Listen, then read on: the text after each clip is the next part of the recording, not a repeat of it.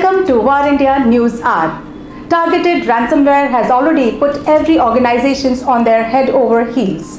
Ransomware is like the current pandemic. It gives a feeling of being both distant and not dangerous when in the midst of it you understand what it really is. You don't know what has hit you and where to go. Ransomware has been steadily gaining ground for the last few years, but for those unaffected, it seemed to be an academic exercise. At the same time, the whole world has ended up paying ransom in the past few years. If we go by some of the ransom payments this year, $2.3 million by Travelex, Colonial Pipelines $5 million, JBS $11 million, Garmin was demanded $10 million but payment not known, Cognizant April 2021 payment not known, etc. In the last two cases, the data was decrypted, so you can come to your own fair judgment. This gives a clear indication of the fact that the ransomware industry is moving steadily in the direction of targeted ransomware attacks. They feel that is where the money is, and they have been proven right. The technical, social engineering and business acumen professionalism which these hackers have gained over the years have emboldened them to go in for bigger catches. They have realized that they have the skills by which they can turn the world upside down, and they are doing it. Every single case proves their hypothesis. The world is just not ready to handle a crime of this nature. WannaCry was a test case of crowdsourcing ransom. Its search was phenomenal. Nobody knew what was the quantum of actual proceeds. The surprising part is, even after the ransom was paid, the copy of the data remained with them, which is then offered for further extortion, financial blackmail, sell it to business competitors, simply make maximum money out of that data, whichever way. To add to the agony, nearly 36% of the companies or victims face a second attack by the same hackers. Let's look into today's headlines in War India. No change in the e-commerce policy on FDI, says Commerce Minister.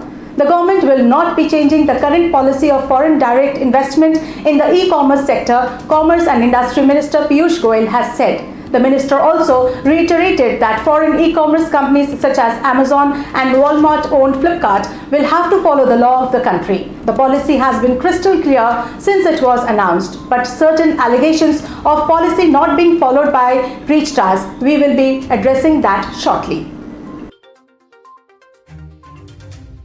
Jim Whitehurst steps down as the president IBM.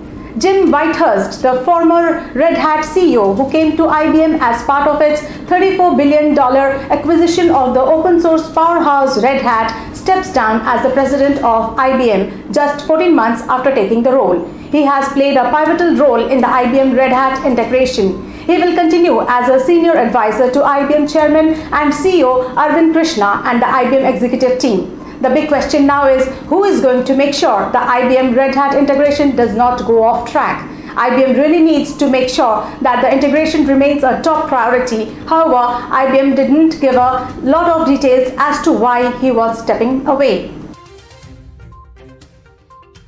Windsor raises $65 million in the Series C round. Windsor on Friday said it has raised $65 million, that is rupees 483.4 crores, as part of its Series C funding round, less than 2 months after messaging platform Hike exited the vernacular social gaming platform. The Series C round was led by California-based Griffin Gaming Partners. Pawan Nanda, co-founder of Windsor, said that with the latest fundraise, the company plans to grow much faster. This is Griffin's debut investment in India. Facebook removes more than 30 million posts in compliance with the new IT rules.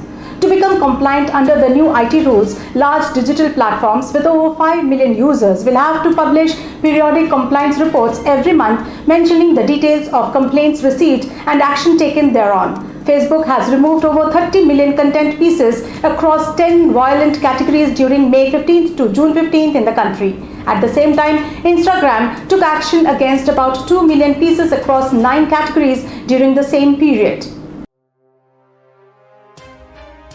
Ranjivjit Singh joins Hero MotoCorp as Chief Marketing Officer.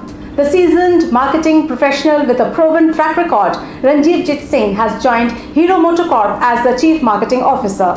He will replace Gurinder Sandhu, who stepped down recently as the CMO of Hero MotoCorp. Ranjivjit had served many corporations including Hindustan Liver, Ericsson Communications, Microsoft India, HP India and Samsung.